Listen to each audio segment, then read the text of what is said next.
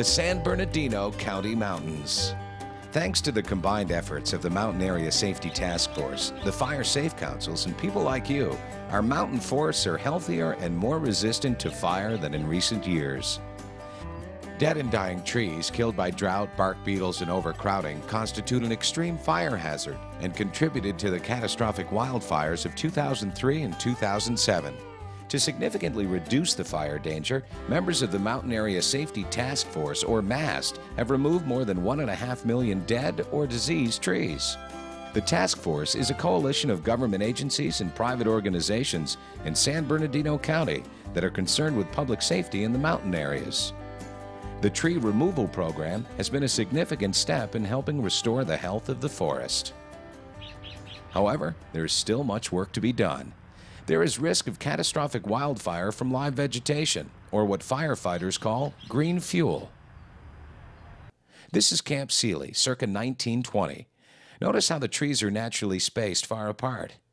Nearly a century later, fire suppression and a lack of forest management have allowed more vegetation to grow and survive than the ecosystem can support. This, combined with the prolonged drought, resulted in too many plants and trees competing for too little moisture, leaving the forest highly susceptible to attack by bark beetles, other pests, and catastrophic wildfire. That's why the emphasis at MAST has shifted to thinning live vegetation. This reduces the density of brush and small trees that can fuel a ground fire, allowing it to climb into the forest canopy where it becomes a crown fire.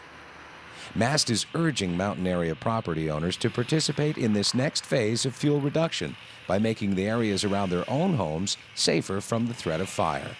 In this presentation, we will show you how to reduce the fire danger by creating defensible space around your home.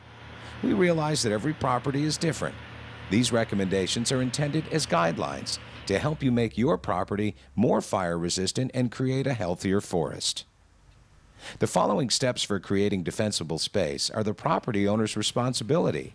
However, financial assistance is available. More information about getting help will be provided at the end of this presentation. Now, let's get to work.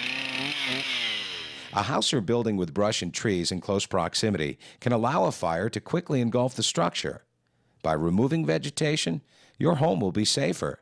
The overall strategy for protecting a house involves creating defensible space. This gives firefighters a much better chance of defending your home during a wildfire. In situations where parcels are narrow, your zones may overlap a neighbor's property. This requires neighbor helping neighbor, working together to create defensible space around all your homes. Defensible space is divided into 3 zones, all of them encircling houses and other structures. The first zone is the 10-foot wide ignition zone. The second area is the clean zone, which extends 10 to 30 feet around the house or structure or to the property line. Finally, there's the wildland fuel reduction zone, the area that extends out to 100 feet or to the property line, whichever is nearer. Let's start with how the home itself can be made safer. Dead leaves, twigs, and pine needles are tinder for a fire. Be sure to clear the roof and rain gutters of pine needles, leaves, and other debris, and clean out those areas under decks. To prevent a buildup of leaves and needles, screen off areas under decks. To reduce the risk of sparks igniting in your house, install 1/8-inch mesh metal screens over all vents. If you have wood shingles on your roof, consider replacing them with asphalt composition shingles or metal roofing. Also consider installing non-combustible siding and wainscoting, or painting the exterior with a fire-retardant paint. You can also install dual-pane windows that have at least 1 pane of tempered glass, and use non-flammable window coverings inside the house. And make sure your address is visible from the road so emergency personnel can find it easily. Remember, during a fire, smoke can severely reduce visibility. Now let's take a look at some things that can be done in the yard and areas surrounding your home. In the 10-foot ignition zone, 1. Get rid of any flammable material. 2.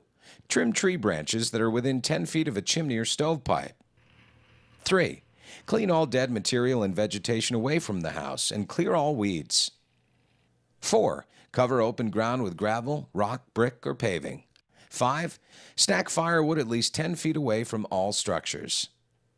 In this situation, we have a wood pile that the landowner is stacked directly adjacent to the house. The main problem with this is if you had the flames come up and come into contact with this, or you had even an ember blow into this from a fire further away, if this started on fire, it could easily transfer right up onto the siding of the house. Next, because of the ongoing drought, it's a good idea to replace the lawn with low ground cover and shrubs that go easy on the water and are known to be fire resistant. If you want to replace some of your plants, guidelines are available in this 36-page landscape management booklet available from fire prevention officials and fire safe councils, and it can be downloaded from the MAST website. Brush should not be this close to a building. If a fire were to pass through here, the fire could easily transfer from the brush to the structure. It is a common misconception that manzanita is a protected species. However, in the San Bernardino County mountains, it is not a protected species. It should be removed where it poses a significant fire hazard to any structures. With heavy brush cleared away from your house, it creates defensible space, reducing the risk of the building catching fire and giving firefighters a better chance of defending your home during a wildfire. Now, let's move into the clean zone, which extends 30 feet from the house and other structures. 1. Clear all debris and vegetation within 10 feet of a propane tank, and be sure to anchor your propane tank properly. 2. Clear all debris from beneath trees, leaving at least a 6-foot space between the ground and the lowest tree branch. 3. Build fences with non-flammable materials.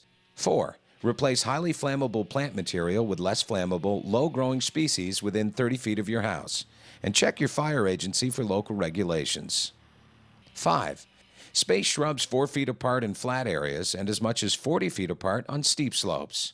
Brush species have a high dead-to-live ratio. If we take this piece of brush, for example, the top portion of it is all alive, but if you look underneath the living stuff, there's a lot of really dead, dry material that is available to burn. Low-hanging branches create ladders that allow flames to climb from ground fuels into the forest canopy. This creates what we refer to as crown fires. These fires are very high intensity and very difficult to control. What we would recommend in order to prevent that is to remove the brush you see behind me and limb up the existing trees 6 to 8 feet off the ground. To determine the proper vertical clearance between shrubs and the lowest branches of trees, multiply the height of the shrub by 3. For example, if a shrub is 4 feet tall, the minimum vertical clearance between the top of the shrub and the lowest tree branch is 12 feet. On slopes, the vertical clearance should increase. Now, on to the last and largest zone, the 100-foot wildland fuel reduction zone. Here is where some of the heavier work is involved. You will need to 1. Prune dead wood from shrubs and trees. 2. Break up the dense shrub fields and thick tree cover. 3. Reduce the amount of highly flammable native vegetation. Clear tree limbs, dead branches, and drop leaves, stumps, logs, and other flammable material from your property. And here's something all of us have at least a little trouble with: removing live trees. In this situation, we have approximately 15 small pine seedlings trying to survive in a very limited area. If we were to leave these trees as they exist right now, in the future we would have a condition where we would have a continuous horizontal fuel continuity. The fire would be able to pass through from one side to the other side without being inhibited at all and transfer the fire closer to the structure. With the continued drought, trees lose their natural defense against bark beetles and other pests as they compete for water, nutrients, and light, leaving all of them weakened. Officials recommend spacing trees 20 to 30 feet apart, trunk to trunk. That may mean taking out some live trees, but doing so will help restore the health of the remaining forest and make the forest more resistant to wildfire. By thinning live trees, you create a more natural, healthy forest, and the area around your home becomes more usable. We all love our trees, but a thinner forest is a healthy forest, and a healthy forest is a more fire-resistant forest. And by creating defensible space around your home, it is more fire-safe, and it helps firefighters defend it from a wildfire. This home is a very good defensible space, along with elements of nice landscaping. The homeowner has replaced his lawn with decomposed granite. The trees are well limbed up, and the homeowner has moved his firewood away from the house. The house has non-combustible wainscoting, and there is no vegetation near the structure.